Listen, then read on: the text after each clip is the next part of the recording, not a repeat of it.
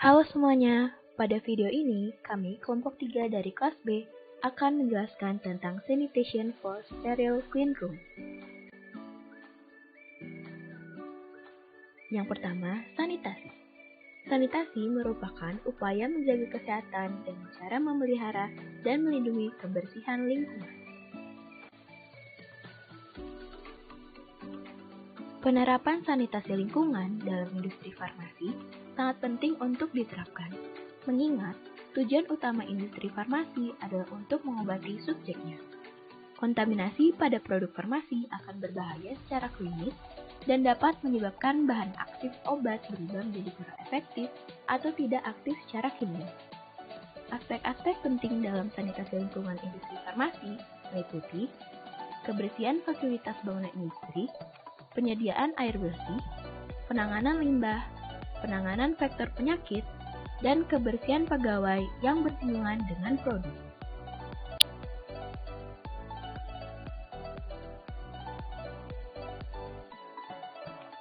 Selanjutnya, kita akan membahas cara-cara yang dapat dilakukan untuk proses sanitasi. Cara yang dapat dilakukan untuk proses sanitasi, salah satunya yang pertama itu ada fumigasi. Fumigasi adalah sebuah metode pengendalian hama yang dilakukan dengan cara pengasapan pestisida dalam bentuk gas. Pestisida atau bahan kimia yang digunakan ini dikenal dengan sebutan fumigan. Fumigan yang umum digunakan adalah metilbromida, fosfin, kloropisin, formaldehida, iodoform, dan sulfuryl fluorid. Fumigasi dilakukan dengan alat fumigator, yaitu berupa tabung yang dihubungkan dengan selang dan pendorong untuk melakukan pengasapan. Tim yang melakukan pengasapan sebaiknya juga menggunakan alat pelindung diri, antara lain kacamata, baju yang menutupi seluruh tubuh, sepatu tertutup, penutup wajah, masker, sarung tangan. Proses fumigasi terdiri dari 3 fase. Fase pertama itu menciptakan lingkungan tertutup untuk keseluruhan area yang tercakup dalam fumigasi. Lalu fase kedua, fumigan dilepas atau disemprotkan ke area atau ruang yang sudah diatur khusus untuk difumigasi. Agar hasilnya maksimal, ruangan yang sudah diasapi dibiarkan untuk sementara waktu. Lalu pada fase ketiga, jika waktu yang diperlukan dirasa sudah cukup, diperlukan ventilasi untuk pembuangan gas beracun, sehingga ruangan tersebut aman dihuni oleh manusia. Cara sanitasi yang kedua yaitu ada desinfeksi. Tujuan desinfeksi yaitu menghancurkan atau membunuh mikroorganisme, patogen pada benda atau instrumen, kecuali spora bakteri, dengan menggunakan campuran zat kimia cair atau pasteurisasi basah. Terdapat beberapa faktor penting dalam melakukan proses desinfeksi. Yang pertama ada waktu kontak.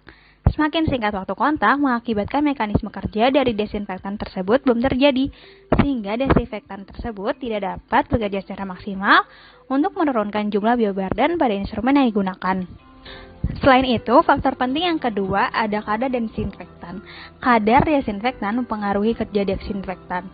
Konsentrasi atau kadar desinfektan yang tinggi mampu membunuh mikroorganisme, tetapi jika konsentrasinya rendah, maka desinfektan tersebut hanya sebatas menghambat pertumbuhannya saja, tidak mampu mematikan mikroorganismenya. Pilihan desinfektan juga bergantung pada beberapa kategori. Antara lain pemilihannya itu bergantung pada penggunaan instrumen, lamanya prosedur, dan tipe benda dan metode yang diperlukan untuk mencapai tingkat desinfeksi atau sterilisasi yang tepat. Banyak tipe desinfektan yang tersedia untuk penggunaan di lingkungan perawatan kesehatan. Contohnya itu ada alkohol, klorin, campuran klorin, formaldehid dan glutaraldehida, hidrogen peroksida, iodofor, asam parasetik, fenolik, amonia dengan 4 unsur, biguanida, dan kombinasi dari jenis-jenis ini. Golongan biguanida merupakan salah satu contoh desinfektan yang banyak digunakan untuk mendesinfeksi peralatan medis di rumah sakit. Lalu yang ketiga adalah sterilisasi, di mana sterilisasi ini merupakan suatu tindakan mensuci hamakan suatu benda. Beberapa teknik sanitasi sterilisasi yang dapat dilakukan yaitu dengan cara suhu panas kering, yaitu dengan membakar, memanggang, dan oven. Lalu yang kedua ada dengan metode suhu panas lembab atau dengan autoclave. Metode ini dilakukan dengan memanaskan suatu air hingga mendidih selama 15-20 menit sehingga menjadi suatu uap air bertekanan tinggi. Lalu yang ketiga itu ada dengan cara menyaring atau filtrasi, yaitu dengan menggunakan saringan keramik ataupun menggunakan porselen atau chamberlain. Lalu yang keempat itu ada penyinaran atau radiasi, yaitu dengan menggunakan sinar ultraviolet atau sinar gamma. Teknik ini digunakan untuk menyimpan peralatan yang telah dibersihkan. Lalu yang kelima ada larutan sublimat, alkohol, betadin, resikuat, saflon yang mempunyai daya membunuh semua bentuk kuman atau memiliki daya bakterisid. Lalu yang keenam itu ada uap formalin, yaitu dengan teknik menguapi atau disebut juga dengan fumigasi. Lalu selanjutnya saya akan membahas mengenai clean room. Clean room atau ruangan bersih adalah suatu ruangan atau area di bawah pengawasan dan pengendalian lingkungan terhadap cemaran partikulat dan mikroba pada tingkat yang telah ditetapkan. Konstruksi dan penggunaan area ini dibuat sedemikian rupa untuk mengurangi masuknya, tumbuhnya, dan tertahannya cemaran dalam ruangan atau area. Tujuan dari adanya ruangan bersih ini atau clean room adalah untuk menjaga kualitas obat agar tidak tercemar oleh bahan-bahan lain selama proses pembuatan. Pencemaran dapat berasal dari bahan baku produk, alat-alat, udara ruangan, ataupun mikroba. Adanya pencemaran ini tentu saja akan berisiko untuk menurunkan kualitas dari obat. Di industri farmasi sendiri, clean room dirancang untuk memenuhi dua kondisi, yaitu yang pertama, mampu mencapai kualitas produk unggulan yang bebas dari partikulat kontaminan. Dan yang kedua adalah biohazard atau virus di ruangan virologi harus dikelola dengan aman. Lalu, untuk standar dari clean room atau ruang bersih ini mengacu pada beberapa hal, yaitu yang pertama ada USFED 209E, ada ISO 146441, GMPEU, BS 529C75, lalu ada juga dari kelas CPOB, di mana isinya itu selalu melakukan pembersihan area yang menyeluruh, diadakannya program tertulis, pemantauan rutin untuk mendeteksi galur mikroorganisme yang resisten, disinfeksi kimia, monitoring secara berkala untuk deteksi zat resisten terhadap mikroorganisme pada disinfektan dan deterjen, lalu melakukan pengenceran untuk melihat kondisi sanitasi bersih benar-benar tidak ada mikroba, ada residu atau tidaknya dicek setelah monitoring dari pembilasan. Monitoring personel dan permukaan alat yang ada di clean area, misalnya pada permukaan meja, permukaan mesin setelah melakukan operasi, lalu melakukan monitoring di aseptic area dengan melakukan sampling pada area aseptis dengan metode swab atau metode volumetrik sampel udara, dengan catatan metode sampling yang dilakukan tidak mengkontaminasi area, lalu melakukan perbandingan hasil saat operasi batch-nya telah selesai. Selanjutnya ada perbedaan kelas untuk clean room, diklasifikasikan menjadi kelas A, B, C, dan D. Untuk kelas A merupakan zona untuk kegiatan yang berisiko tinggi terhadap kontaminan, misalnya zona pengisian, wadah tutup karet, ampul, dan vial terbuka, serta penyambungan secara aseptis. Biasanya kelas A memiliki kondisi dengan memasang unit laminar airflow di area kerja, sehingga sistem udara laminar dapat mengalirkan udara dengan kecepatan merata berkisar antara 0,36 sampai 0,54 meter per detik sebagai nilai acuan pada posisi kerja dalam ruang bersih terbuka. Untuk kelas B digunakan untuk pembuatan dan pengisian secara aseptis. Kelas ini merupakan lingkungan latar belakang untuk zona kelas A. Untuk kelas C dan D merupakan area bersih untuk melakukan tahap proses pembuatan yang mengandung resiko lebih rendah. Kemudian pada slide dapat dilihat tabel berisi syarat-syarat yang harus dipenuhi untuk mencapai suatu grade kelas.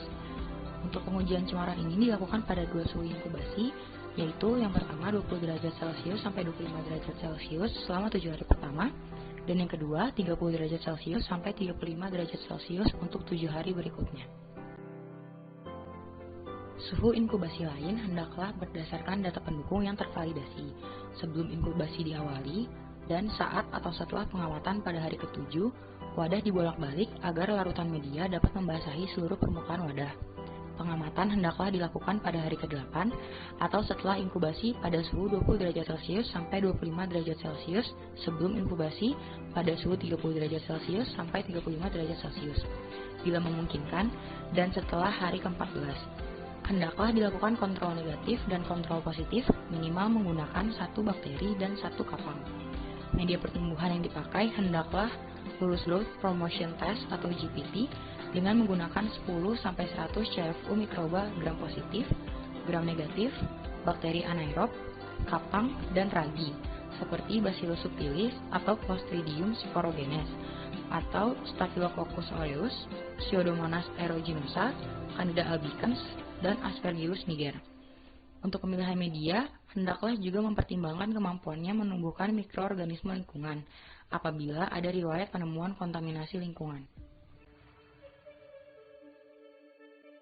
Berikut adalah tabel yang memperlihatkan bagaimana proses sanitasi pada masing-masing kelas, di mana pada setiap kelasnya memiliki waktu pembersihan, cara, alat, serta bahan yang berbeda-beda tergantung dari apa yang akan disanitasi.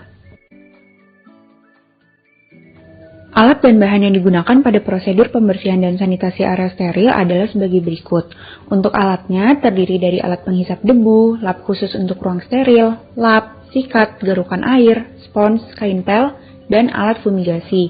Serta untuk bahan yang digunakan ada air pump, air murni steril, serbuk pembersih, dan desinfektan yang terdiri dari larutan desinfektan steril, etanol 70% steril, serta bahan untuk fumigasi. Prosedur pembersihan dan sanitasi area steril. Yang pertama adalah prosedur. Dilaksanakan pembersihan dan sanitasi sesuai dengan lampiran program pembersihan dan sanitasi. Terdapat urutan pembersihan dan sanitasinya. Yang pertama adalah membersihkan laminar airflow atau LAF. Hal yang harus dibersihkan adalah meja LAF, mesin pengisi, permukaan penutup HEPA filter, dan tirai LAF. Pembersihan dilakukan dengan mengelap menggunakan air murni steril, lalu dilap lagi dengan desinfektan, kemudian tunggu hingga 15 menit.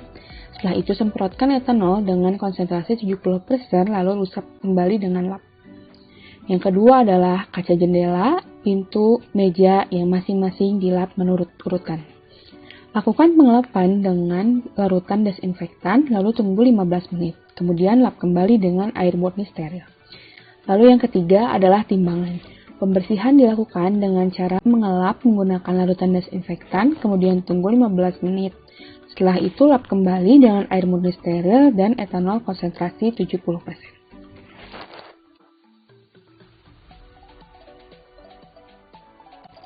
Selanjutnya yang keempat dan yang kelima, yaitu lantai dan air return duct atau wall. Cara pembersihannya sama, yaitu dengan dipel untuk lantai dan dilap untuk air return duct. Lalu ditunggu 15 menit, kemudian dilap kembali dengan air murni steril. Yang keenam dan yang terakhir ada udara ruangan. Pembersihannya dilakukan sesuai dengan protap fumigasi di area parenteral. Tahap kedua dalam prosedur pembersihan dan sanitasi area steril adalah pelaksanaan. Pelaksanaan terbagi menjadi dua, yaitu operator dan petugas sanitasi. Operator bertugas untuk membersihkan ruangan tempat ia bekerja, koridor, dan ruang ganti pakaian steril, serta air shower setiap pekerjaannya selesai. Selanjutnya, petugas sanitasi bertugas untuk membersihkan koridor, ruang penyimpanan, ruang ganti, airlock, ruang supervisor, toilet, dan ruang mesin sesuai program. Baik, untuk selanjutnya masih dalam bagian prosedur pembersihan dan sanitasi area steril, sekarang bagian C, yaitu proses pembersihan dan sanitasi ruang filling. Perlu diperhatikan, bila sedang tidak ada proses produksi, lakukan sanitasi sehari sebelum proses pengisian vial. Untuk step yang pertama, yaitu bersihkan kontor atau noda yang menempel dengan larutan pembersih sebelum melakukan sanitasi dengan larutan desinfektan. Step yang kedua, geser meja-meja yang berada di bawah LAF, lalu selanjutnya sanitasi saluran pembuangan menurut protap sanitasi saluran pembuangan. Lalu yang selanjutnya, sanitasi air return duct atau wall menurut protap sanitasi air return duct atau wall di area steril. Untuk selanjutnya, bila ada lampu yang kotor atau kondensat, lapor ke atasan menurut protap penanganan penyimpangan.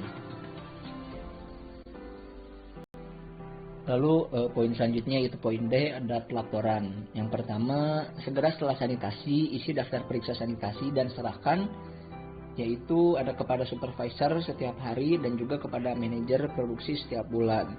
Lalu yang terakhir, simpan daftar periksa sanitasi di dalam folder. Berikut daftar pustaka yang kami pergunakan. Terima kasih atas perhatiannya. Mohon maaf apabila ada kesalahan. Billahi taufiq wal hidayah. Wassalamualaikum warahmatullahi wabarakatuh.